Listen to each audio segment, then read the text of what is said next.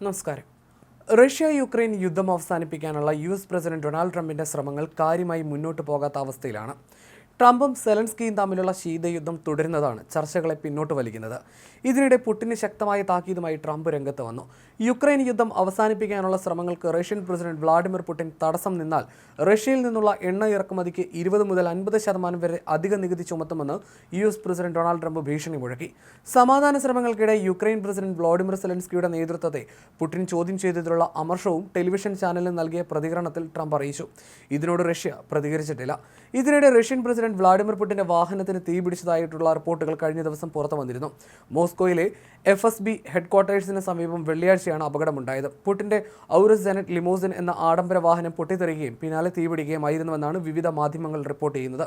സംഭവത്തിന്റെ ദൃശ്യങ്ങൾ സാമൂഹ്യ മാധ്യമങ്ങളിൽ വ്യാപകമായി പ്രചരിക്കുന്നുണ്ട്.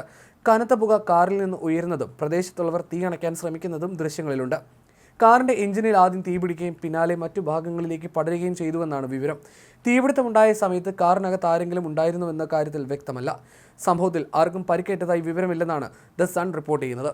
ശക്തമായ സുരക്ഷാ സംവിധാനങ്ങളുള്ള വാഹനമാണ് ലിമോസിൻ. ഏകദേശം 2.5 കോടി രൂപയോളമാണ് കാറിന്റെ വില. വൻ സുരക്ഷാ സംവിധാനങ്ങളുള്ള കാർ അപകടത്തിൽപ്പെട്ടത് സംബന്ധിച്ച് ദുരൂഹത നിലനിൽക്കുന്നുണ്ട്. മാത്രമല്ല, ഇത് റഷ്യൻ പ്രസിഡന്റിന് നേരെയുണ്ടായ വധശ്രമമാണോ എന്ന് പോലും സംശയങ്ങൾ ഉയരുന്നു. സംഭവത്തിൽ കൂടുതൽ വ്യക്തത വരേണ്ടതുണ്ട്. അടുത്തിടെ പുടിനെക്കുറിച്ച് യുക്രൈൻ പ്രസിഡന്റ് വ്ളാഡിമിർ സെലൻസ്കി നടത്തിയ പരാമർശം വലിയ വിവാദമായിരുന്നു. പുടിന്റെ മരണം ഉടൻ സംഭവിക്കുമെന്നും റഷ്യ-യുക്രൈൻ യുദ്ധം അങ്ങനെ മാത്രമേ അവസാനിക്കുകയുള്ളൂവെന്നും സെലൻസ്കി പറഞ്ഞതായി കീവ് ഇൻഡിപെൻഡന്റ് റിപ്പോർട്ട് ചെയ്തിരുന്നു.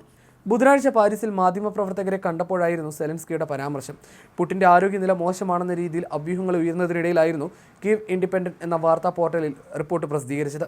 അതേസമയം യുദ്ധത്തിൽ അമേരിക്ക നൽകിയ സഹായത്തിന് സെലൻസ്കി നന്ദി പ്രകടിപ്പിച്ചു. എന്നാൽ യുദ്ധ സാഹചര്യങ്ങളെക്കുറിച്ചുള്ള റഷ്യൻ നിലപാടുകളിൽ US സ്വാധീനിക്കപ്പെട്ടുവെന്നും അദ്ദേഹം പറഞ്ഞു.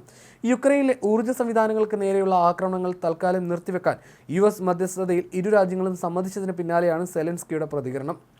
ആഗോള വിപണിയിൽ റഷ്യയ്ക്കുള്ള ഉപരോധങ്ങളിൽ ഇളവ് നൽകുന്നതിന് US തയ്യാറായതോടെയാണ് ആക്രമണങ്ങൾ തൽക്കാലം നിർത്താൻ റഷ്യ തയ്യാറായത്.